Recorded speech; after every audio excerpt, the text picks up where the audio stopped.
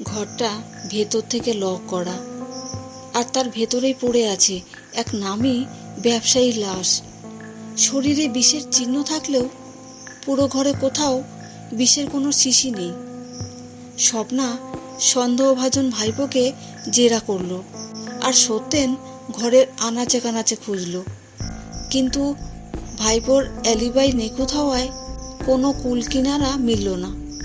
এই অমীমাংসিত রহস্যের চরম দুশ্চিন্তা মাথায় নিয়ে যখন স্বপ্না শেষমেশ ঘুমাতে গেলেন, তখনই মাঝরাতে তিনি এক অদ্ভুত স্বপ্ন দেখলেন ওই ভাইপো একটা ভারী সিন্দুকের পাশে দাঁড়িয়ে বারবার একটা জায়গায় অদ্ভুতভাবে পা ঠুকছে।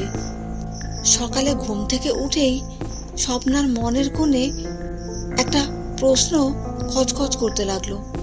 তিনি আর এক মুহূর্ত দেরি না করে ফোনেই সত্যেনকে ডেকে সোজা ছুটলেন অকুস্থলে। সেখানে পৌঁছে সত্যেন নিজের গায়ের জোরে ভারী সিন্দুকটা এক পাশে সরিয়ে দিল, আর সিন্দুকটা সরাতেই দেখা গেল মেঝেতে একটা আলগা কাঠ। ওটা তুলতেই নিচের লুকানো বিষের আসল শিশিটা বেরিয়ে এলো। স্বপ্নার অবচেতনের ইশারা আর সত্যেনের চটজলদি অ্যাকশনে খুনি একেবারে কুপোকাত।